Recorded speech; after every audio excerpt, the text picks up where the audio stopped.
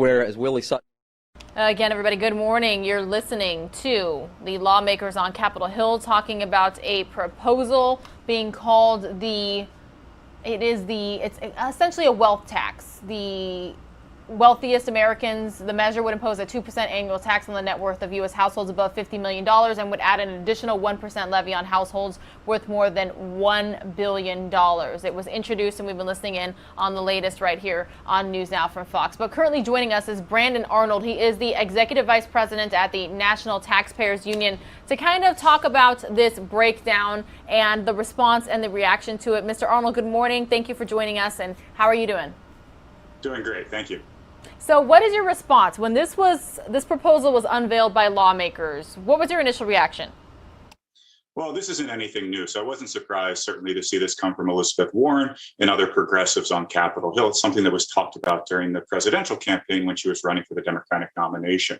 But I got to tell you, this is a horrible tax. It's a lousy tax. It's popular in some circles because people think it's getting at the Bill Gates and Jeff Bezoses of the world. But in fact, it's such a broken and difficult to administer tax that the vast majority of European countries that have adopted this, 75% of the countries in Europe that have adopted this, have scrapped it. Not because they love billionaires all of a sudden, but because it's so difficult to administer and because it chases capital out of their countries and pushes it to other countries where it's used for job creation and productive economic purposes.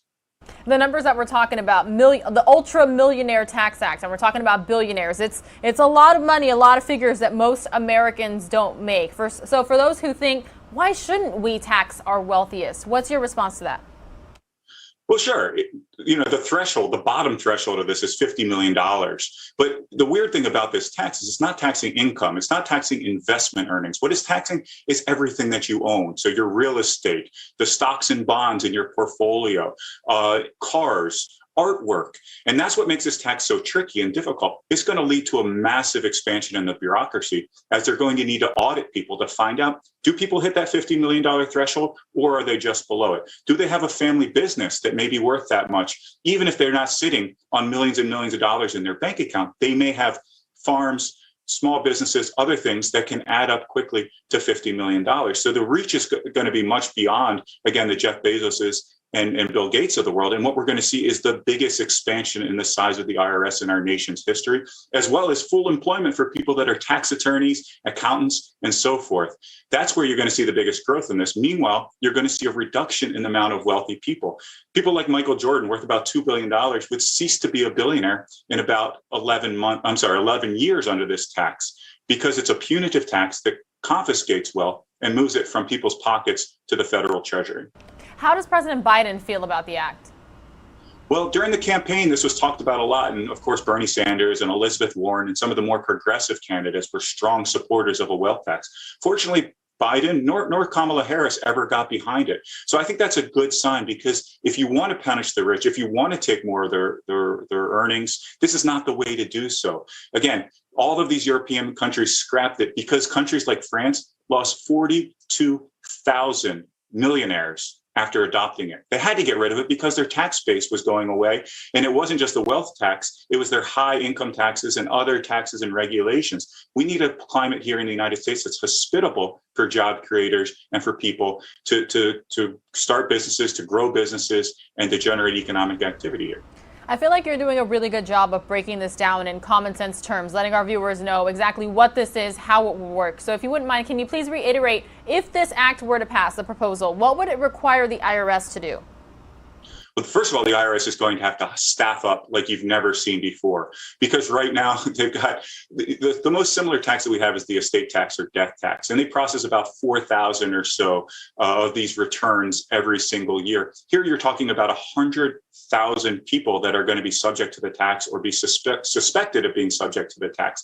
So the IRS is going to have to staff up tremendously. And who are they going to come for? They're going to come for anybody that's not just making billions of dollars, but is suspected of making billions of dollars or having billions of dollars in their stock portfolios or in real estate that may be in this country or abroad. So you're going to see the most audit-friendly IRS in our nation's history, the biggest IRS in our nation's history, as they go after anybody suspected of being extraordinarily wealthy. So it's going to be a huge mess. it would be something I think after a few years, people would be very, very frustrated with, because they're not going to be able to squeeze nearly as much money out of these billionaires as they think they would. That's it in a nutshell, I would say. It's just a disaster. There's a reason why 75% of European countries have scrapped this tax. Yeah, Mr. Arnold, apologies. I didn't mean to interrupt you there. But obviously, Senator Elizabeth Warren, the most high-profile lawmaker at the news conference, breaking this down for everybody, essentially the proposal. We're hearing that she wants to use the money for Medicare for All and other programs, but it might not quite materialize like she projects, and eventually it would eliminate all billionaires. And so it's kind of the question of who will pay for the trillions of dollars in spending. Yeah, that's the exact problem here.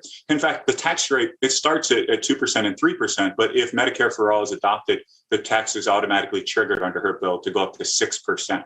But here's the problem.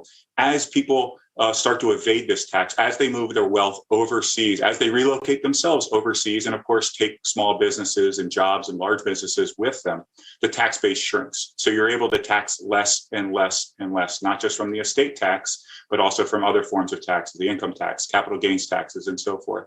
So you're suddenly building out these huge expenditures in the form of Medicare for All and other programs, but you're reducing the amount over time of money the government's going to take. That creates a structural problem in imbalance, debt problems beyond what we've ever seen in this country. So you're essentially believing that if this were to get a vote on Capitol Hill, it wouldn't pass?